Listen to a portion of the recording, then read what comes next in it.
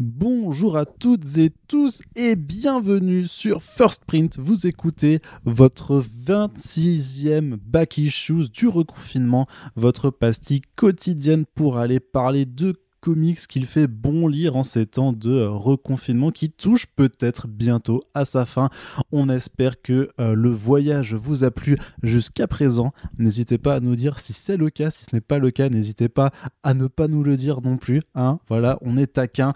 Et bien entendu, pour ce 26e numéro, je suis une nouvelle fois accompagné par un talentueux invité que j'ai l'honneur de vous présenter aujourd'hui. Il s'agit de Benji. Bonjour à toi Benji. Salut Arnaud, comment ça va ?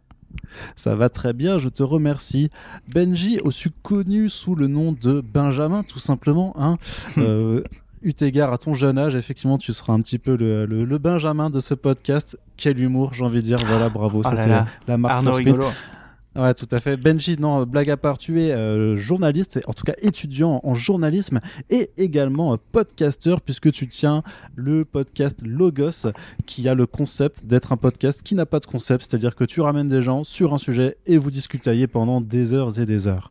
Absolument, et d'ailleurs je peux teaser le prochain numéro qui devrait pas tarder à sortir, même si c'est un podcast qui sort des numéros assez peu fréquemment, et qui sera sur Gorillaz, avec des gens que vous connaissez bien chez First Print. Très bien, écoute, on a hâte d'écouter ça, mais d'abord on va t'écouter tout de suite pour parler d'une bande dessinée que tu as choisie par amour, par affection, parce que tu la kiffes de ouf. Ça s'appelle comment ? Je vais te laisser le dire en fait. Ça s'appelle All Star Superman. Alors, donc c'est un comics en 12 numéros, écrit par Grant Morrison et dessiné par Frank Quitely. Donc effectivement, c'est la back issue que j'ai choisi quand j'ai reçu ton aimable invitation. Alors moi, je sais pas si les gens savent, mais à une époque, je lisais énormément de comics, mais ces temps-ci, j'en lis moins, donc mes choix étaient vraiment restreints aux énormes classiques qui ont un peu façonné à la fois mon amour des comics et même ma vie en général, donc les choix auraient été assez restreints, sinon j'aurais pu parler de Dark Knight Returns ou de Watchmen, mais donc j'ai préféré venir avec All Star Superman, qui était peut-être un tout petit peu moins cité que les autres, même s'il est très cité dans les classiques. Donc en fait, c'est un peu un comic book de référence et une sorte de version définitive de Superman. Pour replacer le contexte, dans le milieu des années 2000, donc DC lance un nouveau label, le projet All Star. Donc comme son nom l'indique, l'idée en fait c'est de ramener des stars un peu immenses et historiques de l'histoire de DC pour réinterpréter les super-héros phares de la maison, de la distinguée concurrence. Et donc, au sein de ce projet, il y a l'idée de ramener Grant Morrison pour parler de Superman.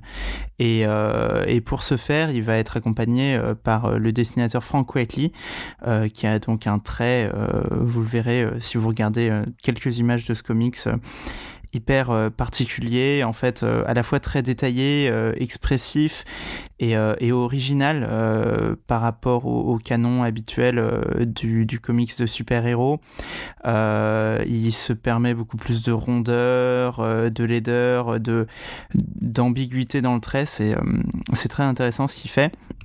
Et donc c'est un comics qui va essayer un petit peu de réinventer, réinterpréter, redéfinir Superman en 12 numéros. Alors comment il va faire ça ? Raconte-moi un petit peu, parle-moi un petit peu de l'histoire de ce comics. Qu'est-ce qui se passe dans ces 12 numéros, donc dans cette grande maxi-série ?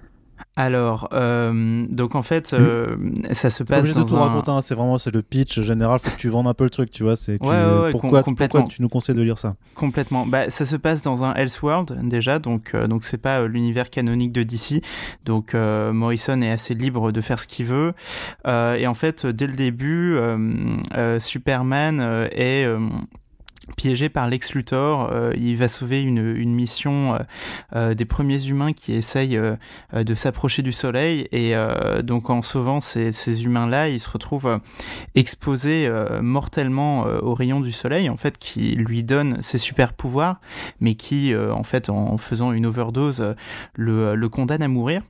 Et ce Superman qui va devenir surpuissant avec cette exposition aux rayons du soleil, à la fois beaucoup plus puissant mais aussi beaucoup plus intelligent, va se retrouver en fait face à la certitude de sa propre mort.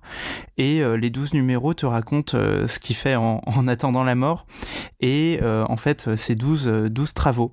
À la manière des 12 travaux d'Hercule. En fait, les 12 tâches qu'il va accomplir avant de mourir d'une certaine manière pour mourir en paix et savoir qu'il a laissé le monde dans une meilleure condition que quand il n'était arrivé. D'accord. Alors, est-ce que tu peux nous dire un peu aussi pourquoi ça t'a particulièrement plu et pourquoi tu le recommandes dans le cadre de ces back issues?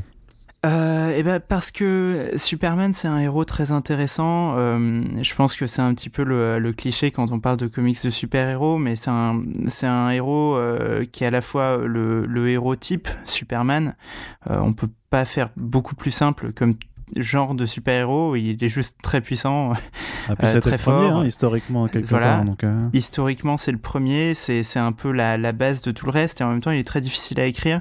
C'est-à-dire qu'il y a beaucoup de gens qui le trouvent en fait ennuyeux avec tous ses super pouvoirs et son attitude de boy scout, à tel point que à chaque fois il est souvent réinterprété de manière assez malheureuse, notamment, ça c'est juste mon avis, je veux pas être polémique, mais chez Zack Snyder, par exemple, quand il fait Man of Steel, il y a l'idée que pour rendre Superman intéressant, il faut le rendre un peu dark, le faire un peu être tourmenté, avoir une morale beaucoup plus ambiguë, tuer des gens, etc. En fait, Morrison alors prend que c'est totalement pas vraiment le contre-pied. le propos du personnage, quoi.